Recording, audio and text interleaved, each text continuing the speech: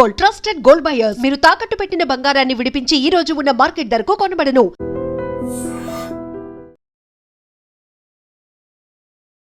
నమస్తే, welcome to I dream talking point with కవిత.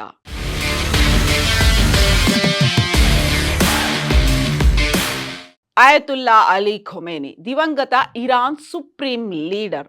ఆయన మరణం తర్వాత ఆయన రెండవ కుమారుడు ముస్తఫా ఖమేనీని సుప్రీం లీడర్గా ఎన్నుకున్నారు అనేటువంటి వార్తలు వస్తున్నాయి. బట్ ఆ ముస్తఫా ఇప్పుడు ఎక్కడున్నాడు? మాయమైపోయాడా? గాయపడ్డాడా? అదృశ్యం ఎందుకు అయ్యాడు? బయట ఎందుకు కనిపించట్లేదు? ఇప్పుడు కనిపిస్తున్న విజువల్స్ అన్నీ ఏఐ క్రియేటెడ్ వీడియోలుగానే ఎందుకని ప్రచారం జరుగుతోంది? అత్యున్నత పదవిలో ఉండగా ఆయతుల్లా అలీ ఖొమేనీని గత నెల 28వ తారీఖున అమెరికా, ఇజ్రాయెల్ జరిపినటువంటి సంయుక్త దాడిలో హతమయ్యారు. ఖమేనీతో పాటుగా ఆయన భార్య, కోడలు, మనవరాలు కూడా చనిపోయారు. ప్రభుత్వ పెద్దలు కూడా ఇందులో మరణించారు. ఖమేనీ హతమయ్యాక ఇరాన్ సుప్రీం లీడర్గా ఖమేనీ రెండవ కుమారుడైనటువంటి ముస్తఫా ఖమేనీ నియమితులయ్యారు. శక్తివంతమైనటువంటి ఇస్లామిక్ రివల్యూషనరీ గార్డ్స్ కోర్ ముస్తఫాను ఖమేనీ స్థానంలో కూర్చోబెట్టింది. 88 మంది మత పెద్దలు ముస్తఫాను సెలెక్ట్ చేసుకున్నారు. అయితే ముస్తఫాను ఇరాన్ సుప్రీం లీడర్గా నియమించడంపై ఇరాన్లో తీవ్ర వ్యతిరేకత వ్యక్తమైంది అనేటువంటి వార్తలు కూడా వస్తున్నాయి. ఒక రకంగా ముస్తఫాను సెలెక్ట్ చేసుకున్న తర్వాత వీధుల్లో వచ్చి సంబరాలు చేసుకున్నారు అనేటువంటి వీడియోలు కూడా కనిపించినప్పటికీ ప్రజల్లోనూ ఇటు మతాధికారుల దగ్గర నుంచి కూడా తీవ్రమైనటువంటి అభ్యంతరాలు వచ్చినట్టుగా ఇప్పుడు అంతర్జాతీయ కథనాలైతే పేర్కొంటున్నాయి. దానికి తాజా ఉదాహరణగా ఖమేనీ రాసినటువంటి వీలునామాని ఇప్పుడు ప్రచురిస్తున్నారు. ఖమేనీ రాసిన వీలునామా ఇప్పుడు వెలుగులోకి వచ్చింది. దీనికి సంబంధించి అంతర్జాతీయ మీడియా వార్తా కథనాల్ని ప్రచురించింది. ఇందులో సంచలనమైనటువంటి విషయాలు ఉన్నట్టుగా వెల్లడిస్తున్నారు. తన వారసుడిగా ఇరాన్ సుప్రీం లీడర్ స్థానంలో కుమారుడైనటువంటి ముస్తఫాను నియమించవద్దంటూ వీలునామాలో ఖమేనీ స్పష్టంగా రాసినట్లుగా నివేదికలు చెబుతున్నాయి. ఈ మేరకు న్యూయార్క్ పోస్ట్ తన కథనంలో వెల్లడించింది.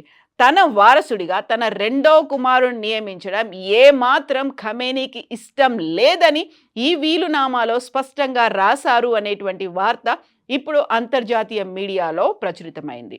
వాస్తవంగా ఇరాన్ సుప్రీం లీడర్గా ముస్తఫాను నియమించడంలో చాలా మందికి ఇష్టం లేదు అనేటువంటి మాటని ఈ కథనం పేర్కొంది. చాలా తక్కువ మంది మాత్రమే ముస్తఫాను కోరుకున్నారు అనేటువంటి వార్త ఇప్పుడు కనిపిస్తోంది. తన వారసుడిగా ఆ స్థానంలో ఉండడానికి ముస్తఫా ఏమాత్రం సరిపోడనేటువంటి ఖమేనీ రాసినటువంటి వీలునామాలో ఉంది అనేటువంటి మాట స్పష్టంగా కనిపిస్తోంది. ఈ మేరకు ఇరానియన్ నిఘా నెట్వర్క్లతో సంబంధాలున్నటువంటి ప్రతిపక్ష group national union for democracy పరిశోధన డైరెక్టర్ ఖోస్రో ఇస్ఫహానీ ఈ మేరకు తెలియజేసినట్టుగా కథనంలో రాసుకొచ్చింది. దేశాన్ని నడపడానికి అవసరమైనటువంటి అనుభవం, రాజకీయ సామర్థ్యం ముస్తఫాకు లేదని ఖమేనీ నమ్ముతున్నారని ఖోస్రో ఇస్ఫహానీ అన్నారు. ముస్తఫా ఒక నపుంసక మతాధికారి మాత్రమేనని, రాజకీయ జీవితంలో సాధించింది కూడా ఏమీ లేదని అందులో ఉన్నట్టుగా చెప్తున్నారు. వాస్తవంగా సుప్రీం నాయకుడిని ఎన్నుకునే బాధ్యత క్లరికల్ సంస్థ అయినటువంటి నిపుణుల సభ నిర్ణయిస్తుందని, కానీ ఆ విధంగా జరగలేదనేటువంటి మాట ఇప్పుడు బయటకు వస్తోంది. అంతా ఇస్లామిక్ రివల్యూషనరీ గార్డ్ కార్ప్స్ ఒత్తిడి మేరకే జరిగిపోయిందని ఇప్పుడు స్పష్టంగా చెప్తున్నారు. ముస్తఫా కౌన్సిల్ నుంచి మెజారిటీ ఓట్లను కూడా పొందలేదని, కేవలం ఐఆర్జీసీ ఒత్తిడి కారణంగానే జరిగిందని, చాలామంది మతాధికారుల వారసుడిగా అధికారికంగా ప్రకటించిన తర్వాత సమావేశాన్ని బహిష్కరించి వెళ్ళిపోయారని ఖోస్రో ఇస్ఫహానీ చెప్తున్నారు. ఎక్కువ మంది మతాధికారులు ముస్తఫా నియామకాన్ని వ్యతిరేకించారని, ముస్తఫాను ఒక తోలు బొమ్మలా చూస్తారని, తమ కంట్రోల్లో ఉంచుకునేందుకే ఇస్లామిక్ రివల్యూషనరీ గార్డ్ కార్ప్స్ ఈ విధంగా చేసిందని ఖోస్రో చెప్తున్నారు. అయితే ముస్తఫా నియామకాన్ని ట్రంప్ కూడా తప్పుపెట్టారు. శాంతియుతంగా ఎంతకాలం జీవించలేరనేటువంటి ఒక మాట చెప్పారు. ఖమేనీ మరణించిన తర్వాత ఇరాన్ సుప్రీం లీడర్గా ఎవరుండాలి అనేది తామే నిర్ణయిస్తామంటూ ట్రంప్ గతంలో అనౌన్స్ చేశారు. వెనిజులా తరహాలోనే ఇరాన్లో కూడా తమ పాత్ర ఉండాల్సిందేనని స్పష్టం చేశారు. ఇక ఇరాన్ కొత్త లీడర్ని కూడా చంపేస్తామని ఇజ్రాయెల్ కూడా వార్నింగ్ ఇచ్చింది. ఏం జరుగుతుందో వేచి చూద్దాం అనేటువంటి మాటని అటు ట్రంప్తో పాటుగా ఇటు ఇజ్రాయెల్ కూడా చెప్పారు. బట్ ఇరాన్లో ఉన్నటువంటి 88 మంది మత గురువులతో కూడినటువంటి అసెంబ్లీ ఆఫ్ ఎక్స్పర్ట్స్ కొత్త సుప్రీం లీడర్గా ఖమేనీ కుమారుడు మొస్తఫాను ఎన్నిక చేసుకున్న తర్వాత మొస్తఫా కనిపించకుండా మాయమైపోయారు, అదృశ్యమైపోయారు అనేటువంటి వార్తలు కూడా కనిపిస్తున్నాయి.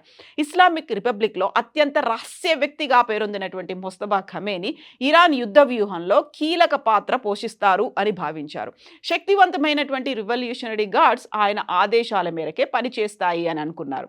మొస్తఫా ఇప్పటి వరకు ఎన్నడూ ఎన్నికల్లో పోటీ చేయలేదు, ఏ ప్రభుత్వ పదవిని కూడా ఆయన చేపట్టలేదు. ఆయన సుప్రీం లీడర్గా ఎన్నిక కావడం పట్ల దేశవ్యాప్తంగా సంబరాలు చేసుకున్నారు. అనేక మంది మద్దతుదారులు వీధుల్లోకి వచ్చి తమ ఆనందాన్ని వ్యక్తం చేశారు. 1969లో మషాద్ నగరంలో జన్మించినటువంటి మొస్తఫా చిన్నతనం నుంచే తండ్రి షా పాలనను చూస్తూ పెరిగారు. ఇరాన్ ఇరాక్ యుద్ధంలో రివల్యూషనరీ గార్డ్స్ తరఫున పోరాడారు. 1989లో తన తండ్రి అయతుల్లా ఖమేనీ సుప్రీం లీడర్ అయిన తర్వాత మొస్తఫా క్రమంగా తన పట్టును పెంచుకున్నారు. 2008 నాటి వికీలీక్స్ పత్రాలు ఆయన్ను తెర వెనుక అసలు అధికారిగా అభివర్ణించాయి. 2005, 2009 ఎన్నికల్లో అహ్మదీ నెజాద్ గెలుపులో మొస్తఫా కీలక పాత్ర పోషించినట్లుగా తెలుస్తోంది.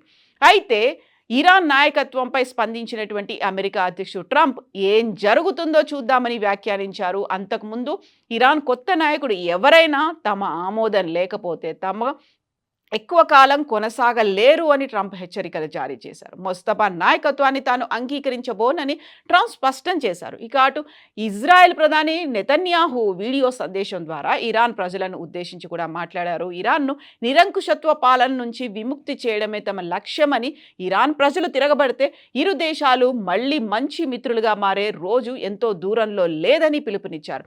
బట్ ఇప్పుడే ఆయన్ని ఎన్నుకున్న తర్వాత సుప్రీం లీడర్ అని అనౌన్స్ చేసిన తర్వాత ఆయన గాయపడ్డారు, కనిపించడం మానేశారు అని ఇప్పుడు అక్కడ ఉన్నటువంటి వార్తలు చెప్తున్నాయి. ఇరానియన్ మీడియా కూడా ఆయన్ని ఒక గాయపడ్డటువంటి ఒక యుద్ధ వీరుడుగా అభివర్ణిస్తున్నారు. గాయం ఎప్పుడు జరిగింది? ఖమేనీ మరణంత సమయంలోనే ఈయన అక్కడే ఉన్నారా, అప్పుడే గాయపడ్డారా, లేకుంటే ఆ తర్వాత గాయపడ్డారా, యుద్ధంలో పార్టిసిపేట్ చేస్తున్నారా, లేదా ఎక్కడున్నారు, ఎక్కడ మాయమైపోయారు అనేటువంటి వార్తలు ఎందుకు వినిపిస్తున్నాయి? ఇందులోనూ ట్రంప్ మాకు నచ్చే వ్యక్తి లేకుంటే మేము ఎన్నుకున్నటువంటి వ్యక్తి మాత్రమే సుప్రీం లీడర్ అవుతారు అన్న తర్వాత ఇప్పుడు ఖమేనీ కనిపించడం లేదు అనేటువంటి వార్తలు ఎందుకు వినిపిస్తున్నాయి? మొస్తఫా ఇప్పుడు ఉన్నటువంటి పరిస్థితులు చూపిస్తోందంతా ఏఐ ఫోటోలు, వీడియోలు రిలీజ్ అవుతున్నాయి. అందులో ఏది నిజం కాదు అనేటువంటి వార్తలు ఎందుకు ప్రచారం అవుతున్నాయి? అసలు మొస్తఫా ఖమేనీ ఉన్నాడా లేదా? గాయపడ్డాడా? ఎప్పుడు గాయపడ్డాడు? ఎక్కడున్నాడు? ఎందుకు అదృశ్యమైపోయాడు? ఎందుకని బయటికి రావట్లేదు? బోల్డని క్వశ్చన్ మార్క్స్ అయితే కనిపిస్తున్నాయి. అఫీషియల్గా అయితే ఇరాన్ కావచ్చు, ఇరానియన్ రివల్యూషనరీ గార్డ్స్ మాత్రమే చెప్పాల్సిన పరిస్థితులు ఇప్పుడు వచ్చాయి.